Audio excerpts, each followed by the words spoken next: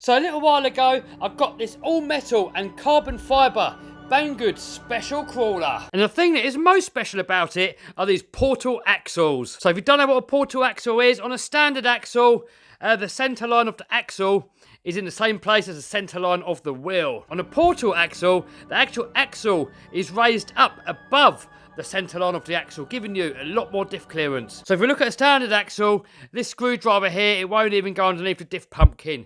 Then we have a look at the portal axles and check it out, guys. Look at all that room under there now. So in this video, we're going to fit a body shell to it, and then we're going to take it out and test it out in the real world. So here's the body that I plan to fit onto it. I did ask in the comments in the last video of this what body you guys wanted me to fit, and a lot of you guys said you wanted to see the Dodge Power Wagon. I'm hoping it's going to fit because this has actually got 2.2-inch tyres and wheels. So some of you guys said, why don't I fit a Gladiator body? And it is very tempting. That would look really good on there with the big wheels and the portal axles. But I want to see first if this one fits. I like to mix things up. Waffle, waffle, waffle.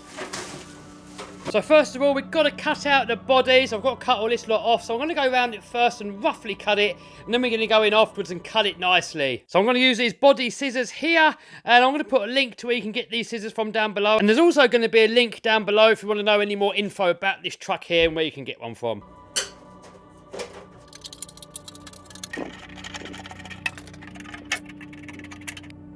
So it looks like it's going to fit. We're going to have to cut a little bit out the middle to make room for that transmission there.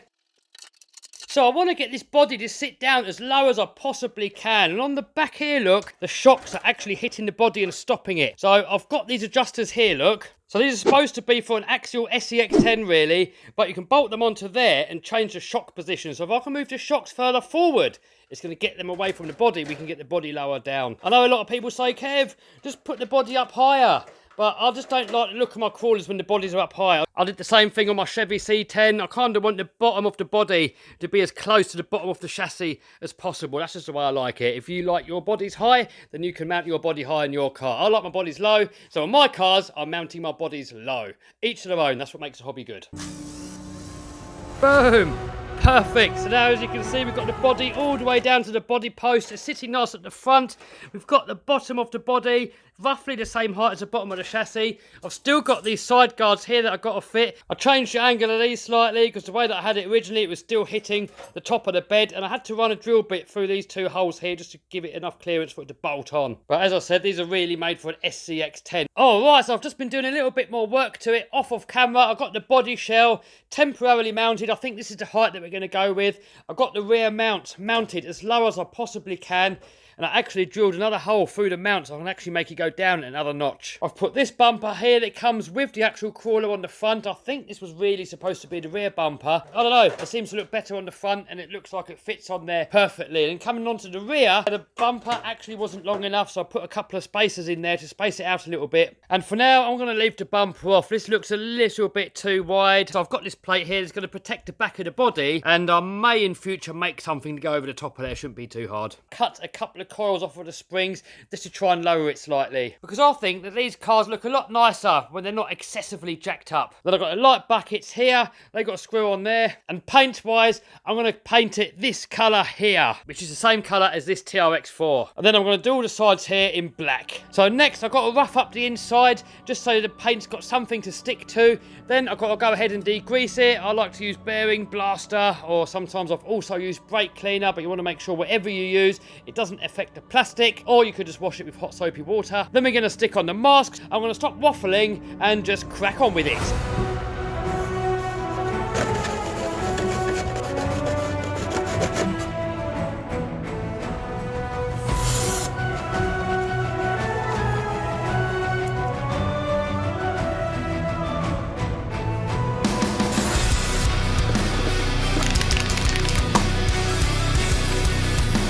So we're just going to let that go touch dry, and then we're going to give it another layer. It's nice and hot out here today, so it shouldn't take too long. So if you look here, you can see in the corner, the paint is slightly reacting with it, and that happens when there's a bit of oil on there because you haven't cleaned it properly. Luckily, the rest of it is fine. Next, we're going to give it a quick coat of white because that makes the colour pop a little bit more.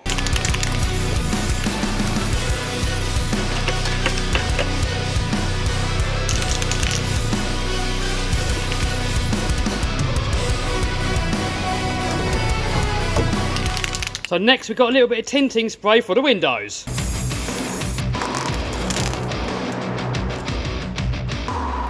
So I've just screwed on these light buckets here, look. And next I'm going to glue these covers on with a little bit of shoe glue.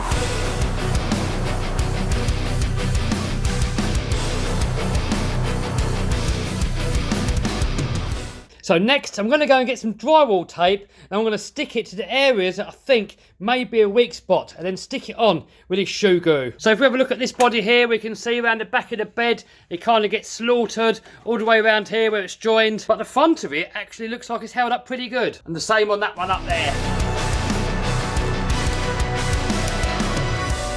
I'm just using a little bit of hot glue just to kind of hold the drywall tape down in place. If you just go straight in with a shoe glue, what can happen is this tape starts lifting off, it all starts sliding around, you get loads of gaps behind it. Alright, so there we go. So I put it in all the areas where I kind of guessed where it's going to be most likely to crack. So now all we got to do is get a bit of shoe glue and rub it in.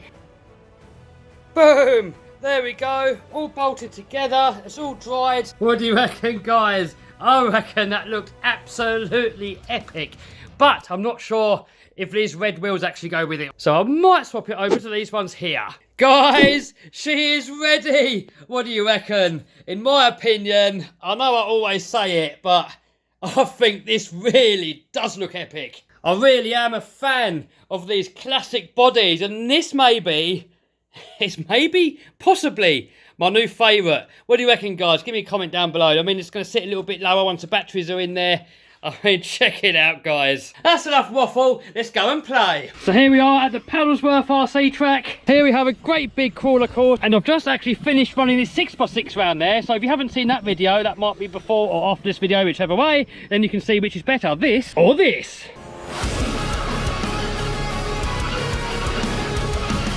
So we're going to try and keep it to the same route that we did last time, just so we can compare. Oh, don't want to hurt the body. So we're going to try and stick to the same course as we did with the 6x6. Then you guys can get some sort of idea of how good this is compared to the TRX4s and the TRX6.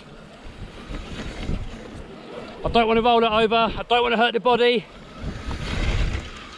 We've got lots of steering travel with this rig.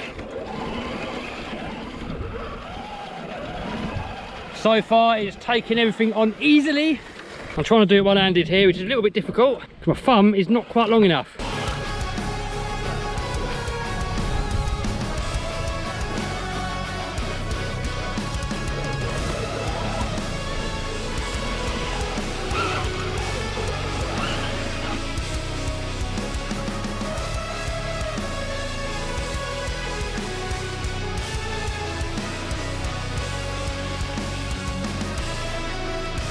Lovely slow control with the speed controller that we got in here. It's also dirt cheap. So don't forget, guys, a link to all the stuff that we're using in this video. There's going to be a link to all of it down below. Man, that truck looks good.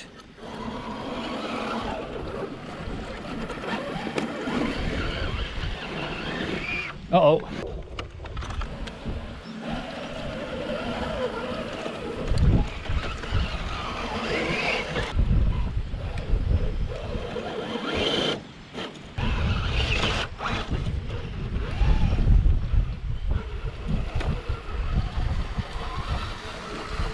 So this obstacle here is what a lot of crawlers struggle on if they haven't got portal axles. If we look at that diff pumpkin, that's so high up that when we're straddling that, look, the pumpkin is still, oh, it's still sitting on the pumpkins. But if you want to have normal axles, that would be completely beached. Oh no. Difficult one-handed. Oh.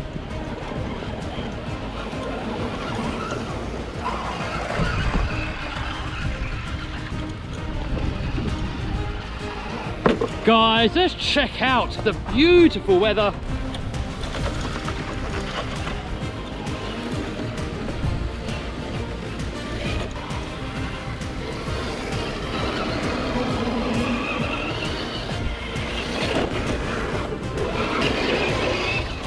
You've not hurt the body yet.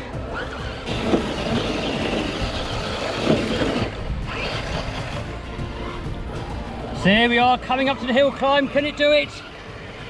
Oh, look at that, easy.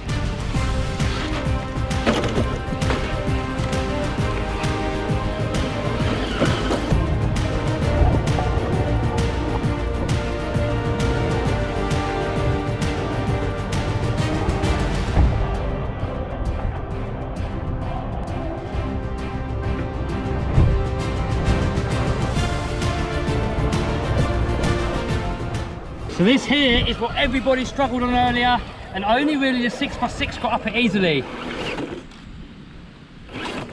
And I know it doesn't look very difficult on camera, but it's so difficult to stay on there and have it not slide off.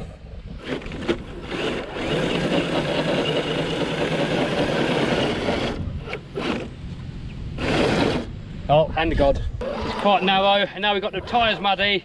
It just slides off so easily. Everybody always says, oh, I could easily get up that, and then they give it a go, and it's actually 10 times harder than what they think. Because watch, it'll just throw it off. Oh, slipper clutch is a bit loose. Got to tighten that up. No, I want to give up with that bit because I don't want to get it too dirty. Muddy tyres are definitely struggling for grip. Can we do it?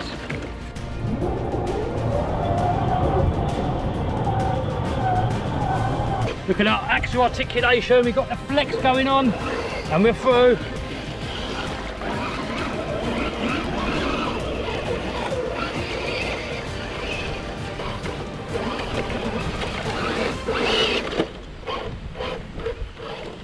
So, not quite as capable as a TRX 6x6, but guys, for a 4-wheel drive, that done really well.